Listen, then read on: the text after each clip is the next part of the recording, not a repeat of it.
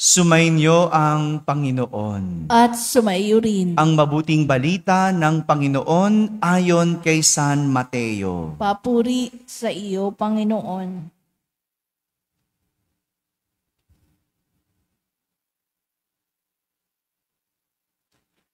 Noong panahong iyon, sinabi ni Jesus sa kanyang mga alagad, "Huwag kayong mag-impok ng kayamanan dito sa lupa. Dito ay may naninirangan na tanga at kalawang at may nakapapasok na magnanakaw. Sa halip, impokin ninyo ay mga kayamanan sa langit. Dooy walang naninirang tanga at kalawang at walang nakakapasok na magnanakaw, sapagkat kung saan naroon ang inyong kayamanan, naroon din naman ang inyong puso. Ang mata ang pinakailaw ng katawan, kaya't kung malinaw ang inyong mata, maliliwanagan ang buo mong katawan. Ngunit kung malabo ang iyong mata, madirimlan ang buo mong katawan. Kaya't kung ang liwanag na nasa iyo ay kadiliman pala, napakadilim niyan." Mga kapatid, ang mabuting balita ng Panginoon. Pinupuri ka namin, Panginoong Jesucristo. Magsiupo po ang lahat at makinig sa homilya. Isang magandang umaga po sa inyong lahat. Magandang umaga rin sa mga nasa barangay, sa mga nasa tahanan na nagsisimba via online, sa lahat ng nasa abroad. Kasama po kayo sa aming banal na pagdiriwang dito sa ating parokya. Aral tungkol sa kayamanan ang pinangangaral ni Jesus sa kanyang mga alagad. Sabihin nyo nga po, kayamanan. O, sinong may kayamanan dito? Taas nga ang kamay. O, syempre, ayaw umamin, di ba? No, baka ma-hold up tayo, no? O, baka hingan tayo. Okay, baka utangan tayo, no? Aral tungkol sa kayamanan. At itong kayamanang ito ay kakaiba. At hindi tulad ng alam nating kayamanan sa mundo. Dahil ang kayamanang tinutukoy ni Jesus ay hindi nasisira, hindi kinakalawang, at higit sa lahat, hindi nananakaw. Hindi rin ito pwedeng utangin. No? Kaya kung ayaw mong mautangan, huwag ka na mag-impok ng kayamanan sa lupa.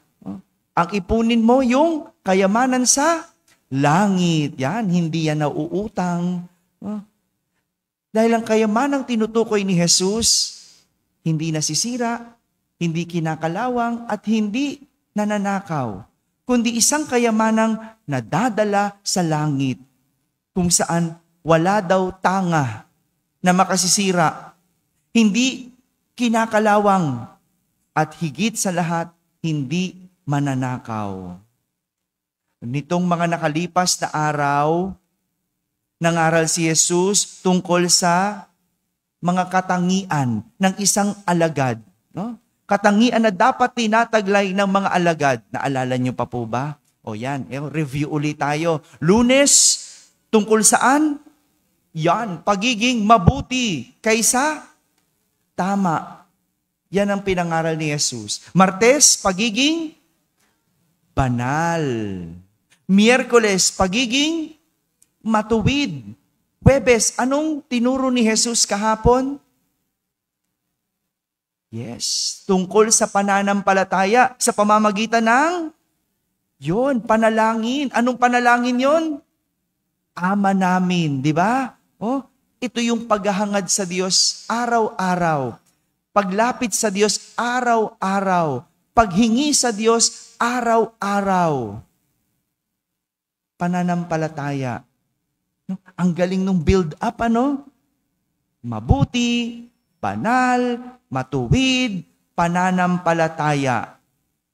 Kaya pala sinimulan ni Jesus ang aral na mga ito bilang maging katangian ng isang alagad ay dahil meron siyang nais puntuhin. At ito ang kayamanang dapat iniimpok ng bawat alagad. Yan yung kayamanang tinuturo at tinutukoy ni Jesus. Ang pagiging mabuti, pagiging banal, matuwid, at pagkakaroon ng pananampalataya.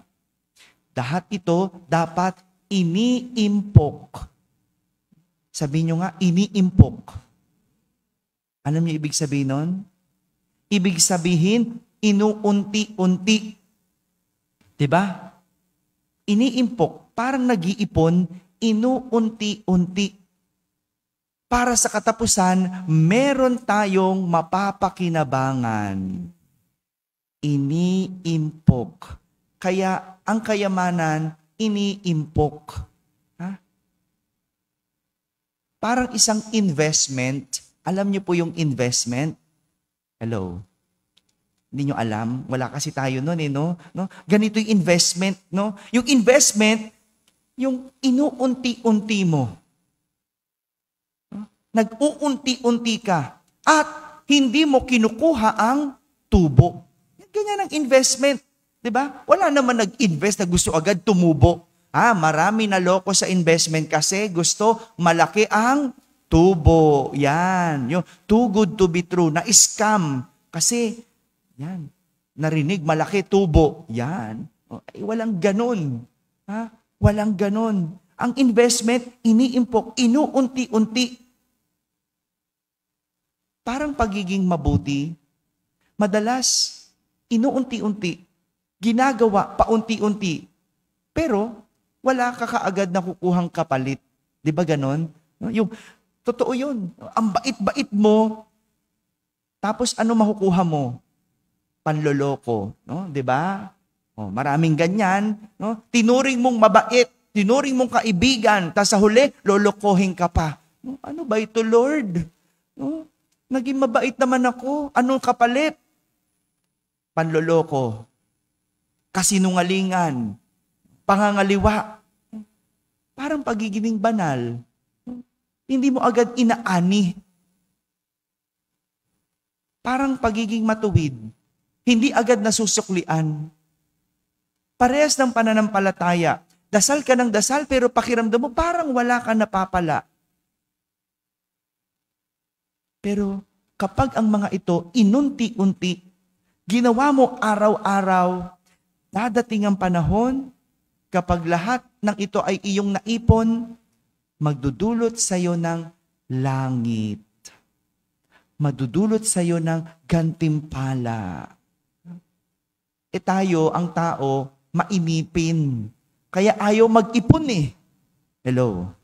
'Di ba? Ayaw mag-ipon. Gusto agad may nakukuha. Kaya anong gagawin? Kapag sweldo, ibabangko na lang ito sa mall. No? Yan, no? Bibili agad kasi gusto agad may mapapala. No? Hindi pa nga minsan sinusweldo, ayan, no? Naka-check out na. No? Yan, yung mga online na shopping. No? Tingnan mo. Ayaw kasi natin mag-impok. Hindi natin kultura mag-impok. Kaya sa huli, walang inaani. Walang nadudukot. Walang kayamanan ang hindi inipon. Tandaan nyo yan. Tayo gusto natin may kayamanan, pero dapat mag-impok. Gusto mong may kayamanan, ayaw mo mag-impok. Walang ganun.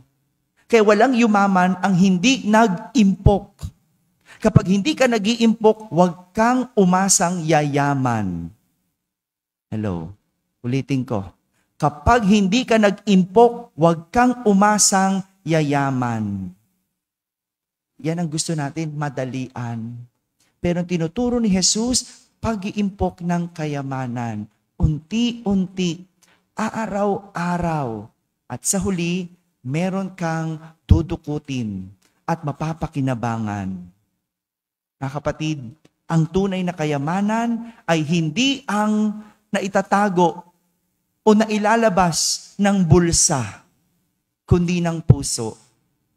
Dahil Ang kayamanang galing sa puso, kailanman hindi maluluma, hindi masisira, at higit sa lahat, hindi mananakaw ng iba. Pero mapagyayaman ka at mapagyayaman ang iba. Amen? Amen. Ang kayamanang inimpok sa alkansya, saan makukuha? Sa alkansya. Tama? Ang kayamanang inimpok sa bangko, saan makukuha? Sa bangko. Ang kayamanang inimpok sa langit, saan makukuha? Sa langit. Kaya, huwag ka maghintay ng kapalit. Kapag gumawa ka ng mabuti, huwag ka maghintay ng kapalit. Kapag nagpakabanal ka, huwag ka maghintay ng kapalit. Kapag naging matuwid ka, huwag ka mag-antay ng kapalit dito sa lupa. Kapag ikaw ay nanampalataya, wala dito sa lupa ang kapalit. Lahat yan nasa langit.